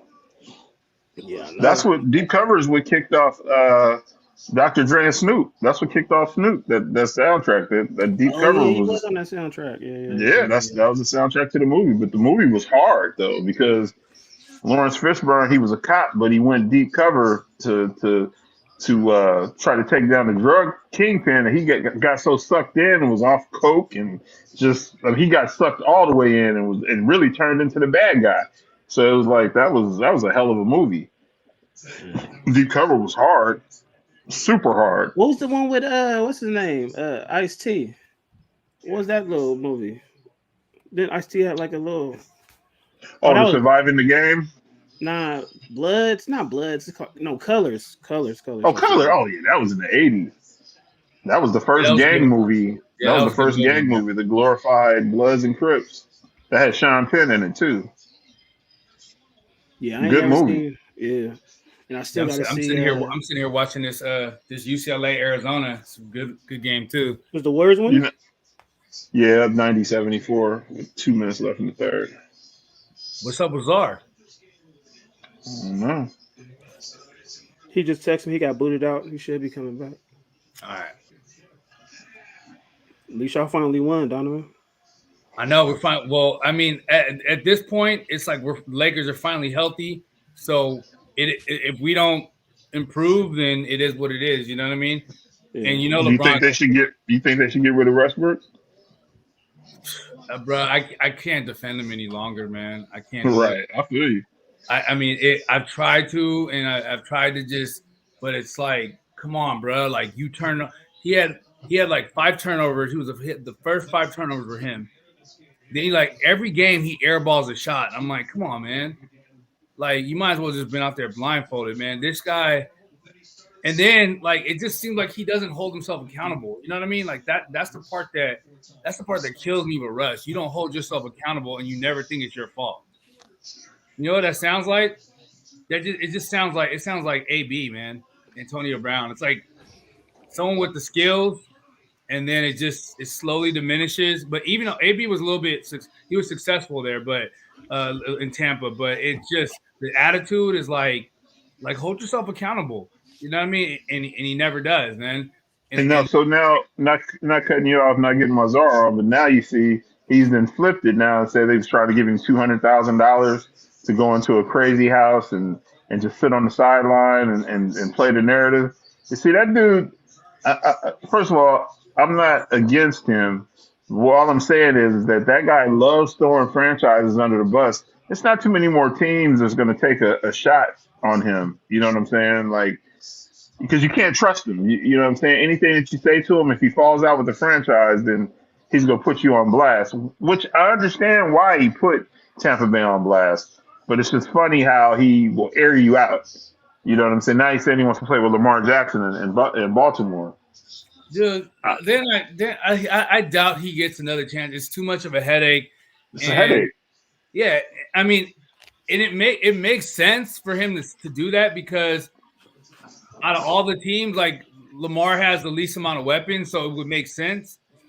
But at the same time, I could totally see him going over there, and when he doesn't get the ball as much as he feels like he should get it, which he's probably not since Lamar Jackson is his quarterback. Let's just keep it a buck. Right. Then he's gonna start acting out over there. Yep. And I mean, I honestly think that there might be something mentally wrong, but was it bullshit for Tampa Bay to offer him that? You know what I'm saying? Just to keep his mouth shut, and you know what I'm saying? Okay, go check into a little rehab, and he's got some mental things going. That's bullshit. But you aired him out though, and so you aired out John Gruden and the Raiders. You leaked the text messages from John Gruden. Like it's hard to trust this cat. As a franchise, you got to ask yourself, do we really want this type of headache in our in our organization. And as an owner, I wouldn't want that. Rocco said he should go to XFL, and then Ace said Brian Aaron's out there smacking corners. Guess it was a bad combination. Oh yeah, he did. He did hit somebody. Yeah. Oh yeah, Bruce. He did. Who did he smack? Some little random. It wasn't no star player, was it? Yeah, Bruce Arians. I mean, that dude is not a man of good character, man. I'll say that. But he hit somebody upside the helmet, like he was mad, and he came out and slapped him upside the helmet. But don't put your hands on me. You know what I'm saying? Like you're my head coach. I get all that, but you know what I mean? Like you put your hands on me, then I gotta put my hands back on you. Yeah. If you put your hands on me, I'm popping that other Achilles, man. Right. I mean, that's when we turn in. Now we turn into two grown ass men. You know what I mean? And you can. You're right. You can make me run laps. You can make, you know what I'm saying, discipline me, all that. But when you put your hands on me, you cross the line. And you know what I'm saying? Then everybody gonna be like, dang, man, like, why does Sprewell choke Carlissa? Well, you know what I'm saying? Like, you just can't. You can't just blatantly disrespect another grown ass man. You know what I mean? Let me ask y'all this. So what do you think happens to Tom Brady? Do you think he retires or do you think he comes back? I think he's gone. I think that deep down he might want to come back, but he says he'll sit down with his wife and kids and talk about it. I don't know, man. And he went out on top. He didn't win the Super Bowl, but that was a hell of a game. I mean, being down 27-3, we were actually giving Ron Thomas the business because we were saying, man, you might be you might be off the hook for this. You know what I'm saying? Like, I was telling come back today. This at my job. I was telling them the same thing. Yeah, you come back at being down 27-3, like, but that was a hell of a comeback, man. He doesn't have anything else to prove. You know what I mean? Like, he's got all the accolades and Super Bowl rings, but now Gronk is talking about if he wants to play again. I think they'll both. They tag team. Yeah, they're gonna tag team. If Tom wants to come back, Gronk will come back. If Tom walks away, I think Gronk will walk away. Now let me ask you this question: how about Aaron Rodgers to Tampa Bay? Just get out of Green Bay. I don't care where you go. Get up out of Green Bay. I honestly think if I was Aaron Rodgers and Brady leaves or retires, I'm going to Tampa. I'm trying to go to Tampa. You already have a team already set there, and I mean you still have the weapons there. The defense is still there. They got a lot of old players though. I mean, you got Dominic Sue over there. You got Fournette. Who the best player on that team? He gonna lock in on them no matter what. If it's Evans, if it's Godwin, he's not gonna play with Grant though. But I'm just saying, like if you were to do a plug and play. I mean, that would be the best scenario. Yeah, it'd be the best scenario because he needs the most talent when it's all said and done. Like he in the playoffs, because he can't. Man, forget Aaron Rodgers, man. Don't turn your back on him, no, man. I mean, that dude is still. I mean, he's a great quarterback, but he can't. He needed new. We need to just cut ties on him, man. I'm done with that bum. And Rocco said Brady will watch what the Bucs do this offseason and then decide where he's going. Yeah, and I think Brady. I mean, the move that Brady makes, that's kind of spearhead the whole offseason of who goes where. That's going to be a big. I agree with you. I agree, and I honestly see him dragging this shit out all summer. Who? You know what I'm saying? Brady. Like, you know what I mean? Which will keep all these teams on hold. Like, if you go retire, bro, retire so these teams can start making moves. But if you are still hemming and hawing in June, you know what I'm saying? Like, come on, man. You still hemming and hawing in May. It's like, okay, you know what I mean? Like, make a decision, bro. But like Ace said, I think Tampa Bay, it ain't gonna be the same team. Like they got to cut some people because they're making way too much over there. They got it's a huge payroll over there. But we see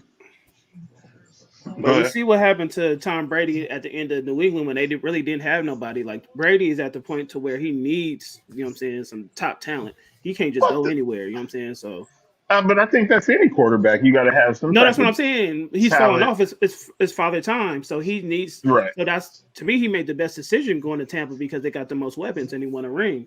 So Aaron Rodgers is getting older up there. You know what I'm saying? Father time is undefeated, so he obviously gonna have to go to where is more talent than just like one receiver like Devontae. But if you look at it, they didn't have all those weapons over there until Tom. I mean, there were some weapons over there. But when Tom came over there, they started really making moves. But they know because he ain't the same no more. He ain't the same. Like he needs that. You know what I'm saying? Because in New England, they barely made the playoffs. Or you know what I'm saying? They was losing in the playoffs, and that's why he needed some more help. Mm-hmm. Dang, New Orleans is $75 million over the cap. That's crazy. That's crazy that Sean Payton walked away, huh? That might be a reason. Right. I mean, does he go somewhere else or does he just retire? I think he goes. They said he wants to go into broadcasting and stuff. Like he wants to go on. He wants to be on one of the morning shows before the game, pre-games and stuff. So and he would be good for that.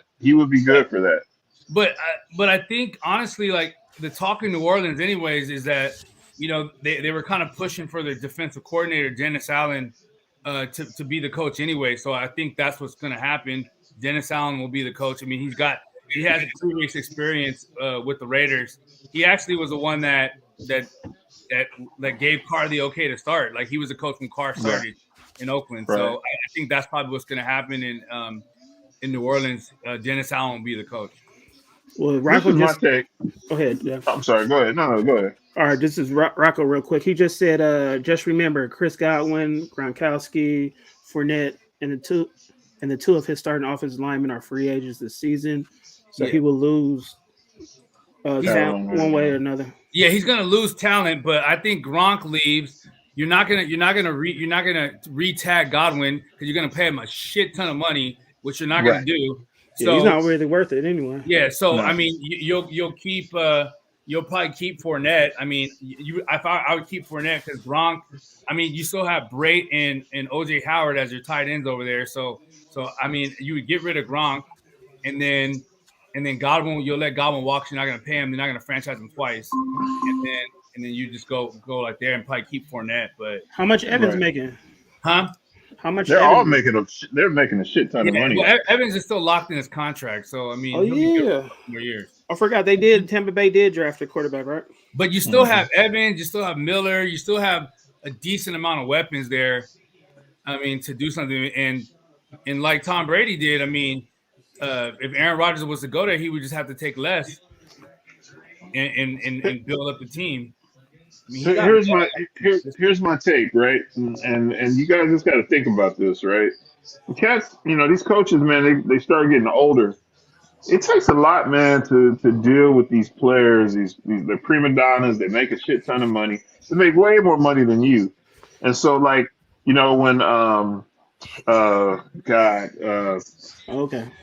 Steelers coach, when he what's his name?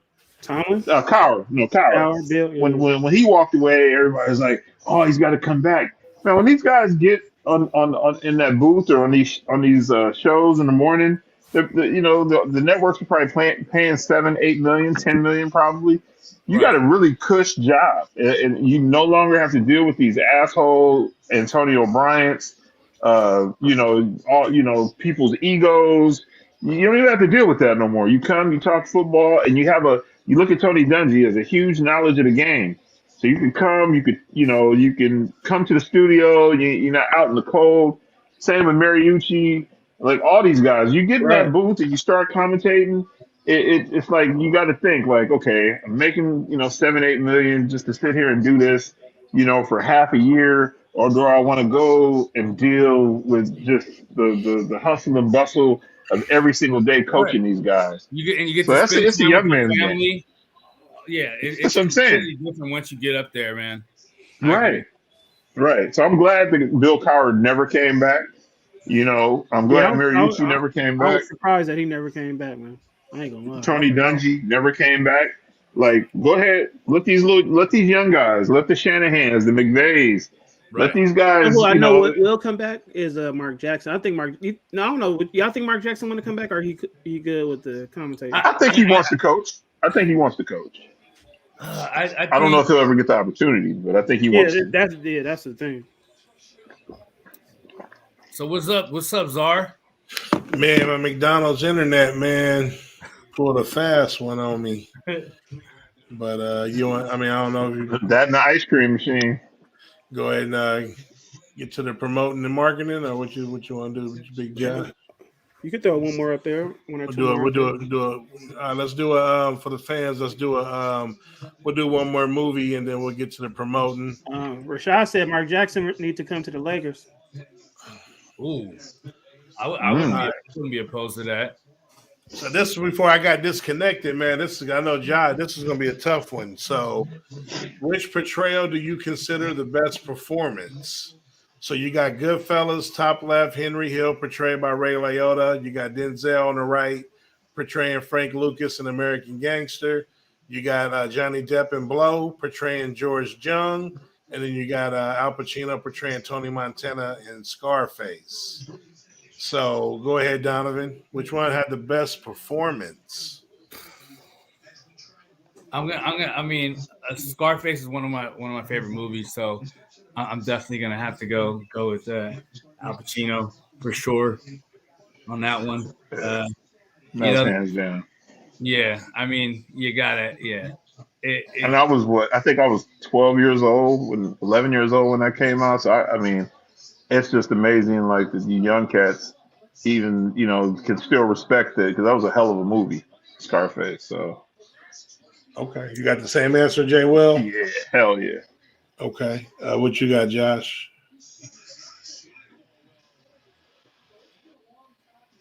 You seen any of these, Josh? Yeah. Ace said he's going Pacino. I've only seen the Denzel one, and I just seen Scarface like 4 years ago. So it was good. So I rock with Scarface. What was dope about Scarface is he played a Cuban. Right.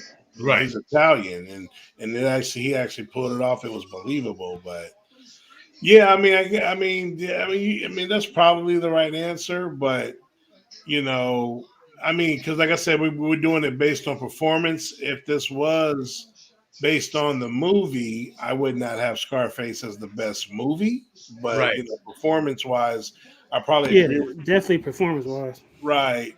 Although I did like Johnny Depp in Blow.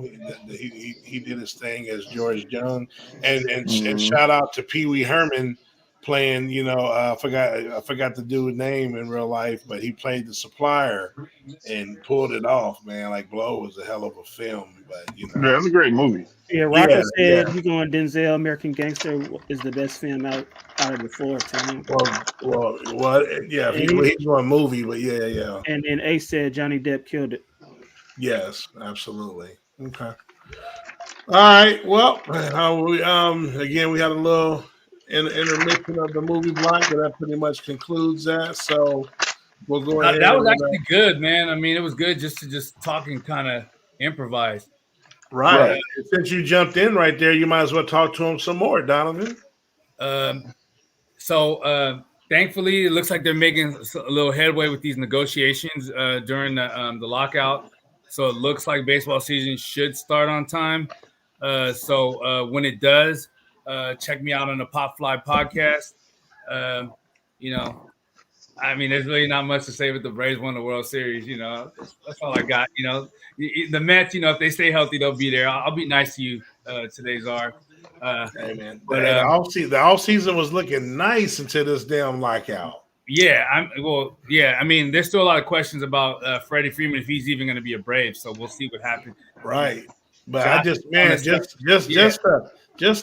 just the potential to see what DeGrom and Scherzer can do as a 1-2 is, man. Yeah. And my same thing with the Mets every year, man. You got to stay healthy, man. Yeah. They're healthy. They've had the teams, but yeah. So just come and check me out. So hopefully baseball starts in enough time, and we'll talk about the games, man. And hey, Donovan, on everything. What you think about Barry Bonds not getting in? Bullshit. I mean, it's bullshit, man.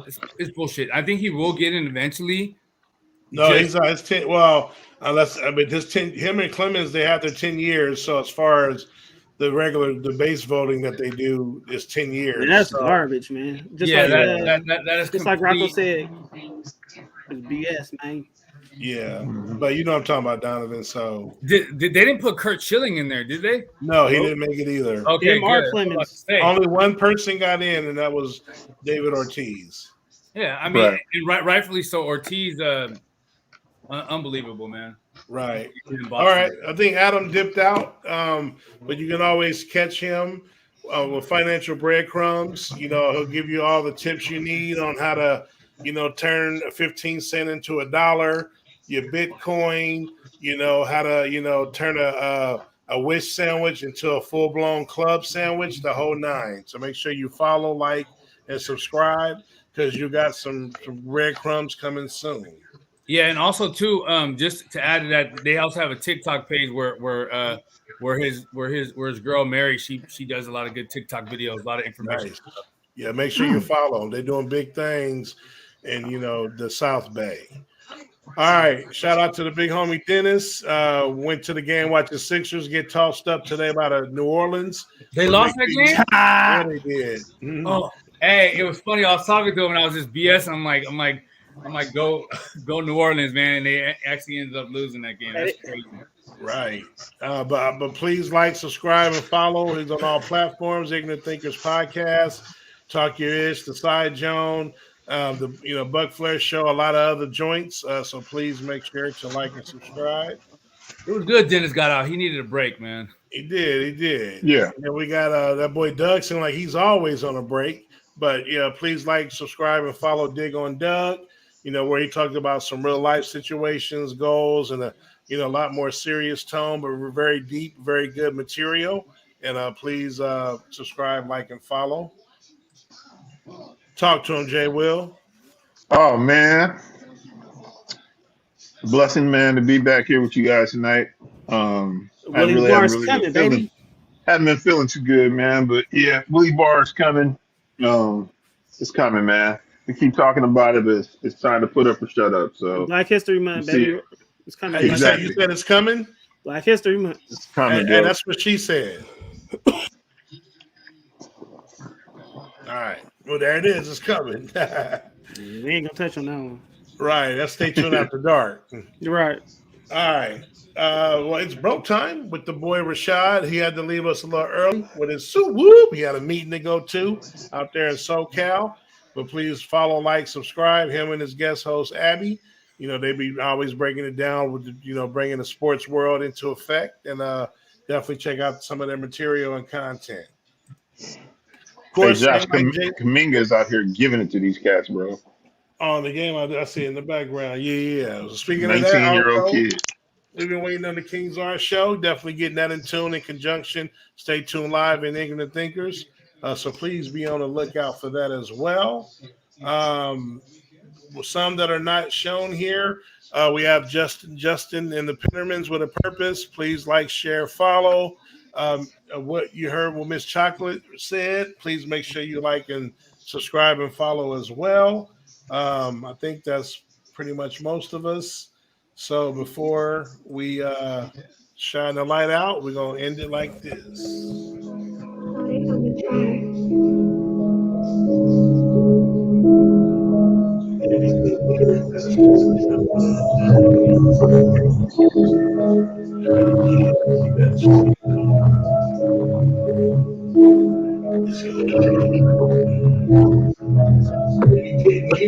Well, you better stay tuned. Get out of the way. Well, you better make with the end. Well, you I guarantee all you know the love. Tell us the way. Just like from the holy place. Rap doors on space. The secret gifts. Like the first year. Wow.